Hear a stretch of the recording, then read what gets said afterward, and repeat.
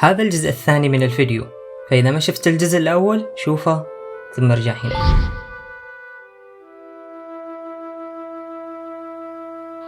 تكلمنا بالفيديو السابق عن أن الشخص قد ياخذ حبة واحدة فقط وراح تنهي معاناة الشيخوخة للأبد، لكن الباحث في التكنولوجيا الحيوية نانو تكنولوجي وطب مكافحة الشيخوخة جون تي أندرسون يقول هذه مغالطة لأنها تبالغ في تبسيط طب مكافحة الشيخوخة. ففلسفة جون تي تقول إن الشيخوخة هي عملية تدريجية وتكدسية لجزيئات وخلايا ميتة، لذلك أخذك لحبة واحدة مو بهذه البساطة أنها راح تحل المشكلة. فالفكرة الافتراضية الأنسب بوجهة نظر الباحث أن لو كان عمرك 60 سنة مثلا وأخذت أول إصدار من العلاج ضد الشيخوخة اللي قادر أنه يرمم ويأهل 75% من خلايا وجزيئات جسمك المدمرة، فبعد 10 سنوات عمرك الزمني 70 سنة لكن حيويا راح يكون عندك جسم شخص في 45 سنة من عمره، وبعد مرور 20 سنة راح يكون عمرك الزمني 80 لكن عمر جسمك 55 سنة. ولأن الأضرار المتراكمة خلال 20 سنة قد تؤدي إلى خطورة صحية، هنا قد يأتي الوقت المناسب لأخذ جرعة ثانية من علاج الشيخوخة.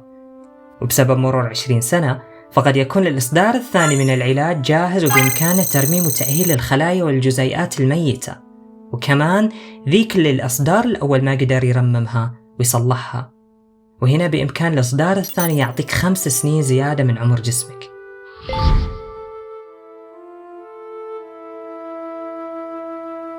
النقطة الثانية وهي إنهاء معاناة الشيخوخة معناها الوصول للخلود البشري، وهذا برأي الباحث إنها سخافة. هدي يا كابتن، ايش في عصب ذا؟ المهم لأن فعلا قد لا يموت الشخص بسبب التقدم في العمر، الأمراض المزمنة أو الأمراض المصاحبة للتقدم بالعمر، لكن هذا لا يعني أن الشخص لا يمكن أن يموت بسبب غرق، حادث أو حرب مثلا.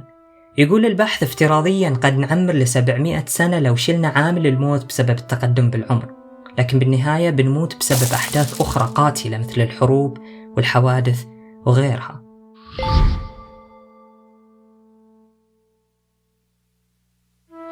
النقطة الثالثة وهي أن العلاج سيتوفر فقط للأغنياء والسياسيين أولا، مهملين بقية الناس.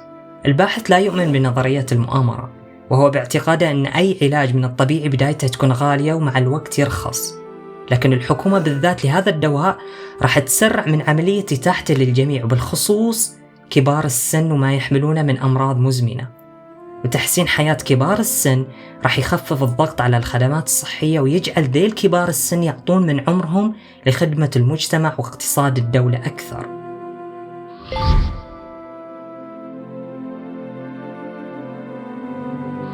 ويضيف الباحث أن معدل التطور في العلم راح يزيد بشكل خيالي، واحد الأسباب هو أن العالم يقضي بشكل متوسط أول 30 سنة من عمره يتعلم في مجال البحث، وثاني 30 سنة من عمره توه يبدأ يمارس عمله في الأبحاث.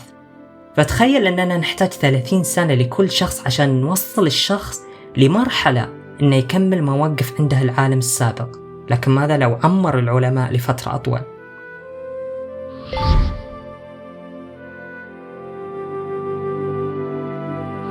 النقطة الرابعة وهي أنك راح تعمر وأخوياك وأهلك راح يتوفون، وهنا الباحث يقول هذه مغالطة، لأن علاج مكافحة الشيخوخة راح يستفيد منه أغلب البشر، لأن المرضى وكبار السن يكلفون يستنفذون الخدمات الصحية بشكل كبير، فجعلهم بصحة جيدة وجعلهم يخدمون المجتمع واقتصاد الدولة راح يفيد الاثنين.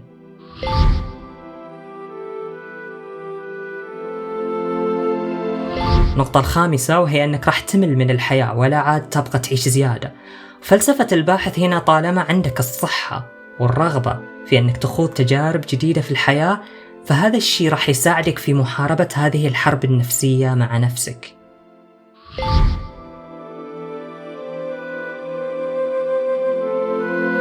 النقطة السادسة والأخيرة وهي خطورة تزايد عدد السكان وشح الموارد. الباحث يتفق أن هناك خطورة، وأيضا بيل غيتس في أحد فيديوهاته صرح أن أكبر خطر قد يواجهه البشر في حال تعمير الإنسان هو تزايد عدد السكان. لكن كلا الشخصين عندهم وجهة نظر أنهم لاحظوا في جميع الدول والثقافات أن كل ما زادت صحة الإنسان وزادت اهتمامات الشعب في حقوق الإنسان، حقوق الجنسين، فكر التربية والعلاقات وغيرها، كل ما قل معدل الإنجاب، وإن الشخص إن فكر ينجب راح ينجب شخص إلى شخصين بالكثير، ولا راح تكون في بدايات عمره. كذا تنحل جميع المشاكل اللي قد تنتج من إنهاء الشيخوخة. طبعا هناك نظريات مؤامرة ضد فكرة تقليل عدد السكان، لكن ما تطرقنا لها، بل أخذنا النوايا الحسنة منها، إن تقليل معدل سرعة نمو السكان هو مو هدفه تقليل السكان، بل هدفه إعطاء فرصة لجودة حياة أفضل للمتواجدين على الكرة الأرضية وللأجيال القادمة من موارد وتعليم وغيره. شاركني رأيك في التعليقات بالأسفل، وإيش رأيك؟ هل أنت مع أو ضد التدخل البشري بإنهاء الشيخوخة، وليه؟